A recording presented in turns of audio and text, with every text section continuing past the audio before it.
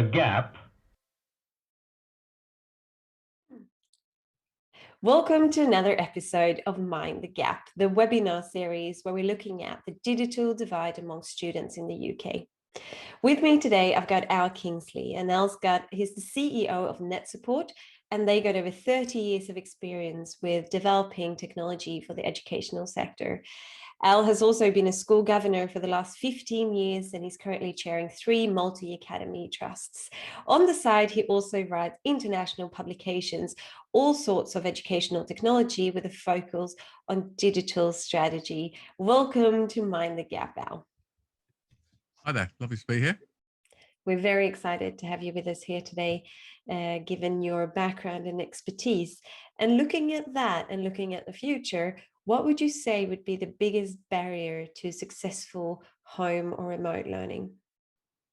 Well, I think like all things, schools are by their nature very flexible and adaptable, and schools have recognized that, technology isn't the only way of delivering teaching and learning. Packs and resources were delivered in other ways.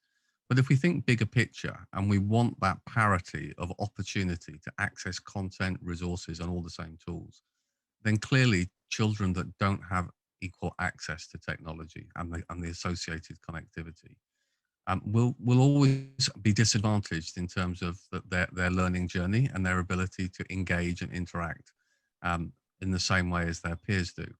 And I think schools have tried their best with technology, but we all recognize there are still shortfalls and deficits, and we do need to be looking at ways to actually improve that baseline connectivity so that we get that consistency and equality.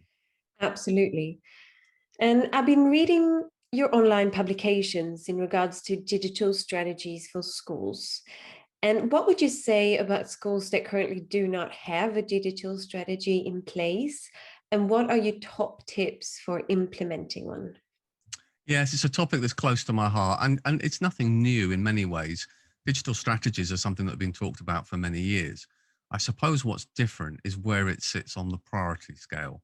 For many schools over the last 5 years, digital strategy has been discussed, but there's been other priorities in terms of school development plans, outcomes, pressure on staffing, budgets, and so on. And it's never really risen to the top of the pile.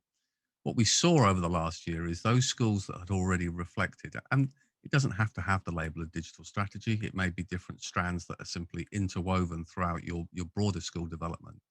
But those schools that had thought about the role technology plays, how it connects together, how their infrastructure can flex to support additional capacity of devices, or as we've seen, the ability to access those key resources irrespective of the location of both staff and students, were able to respond more quickly.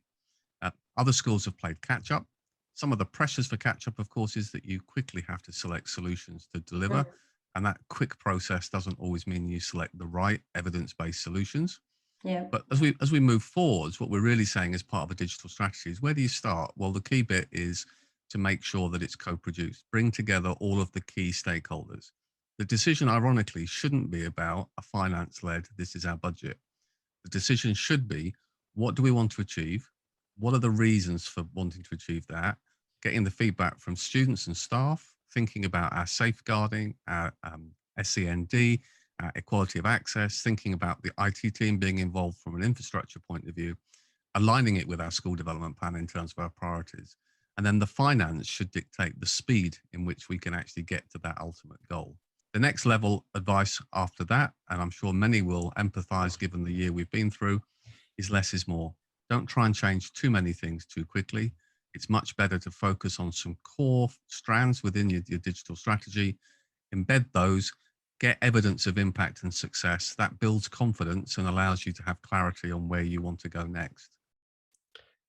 Thank you, Al. So to recap, think about the role technology plays at your school, include all the key stakeholders.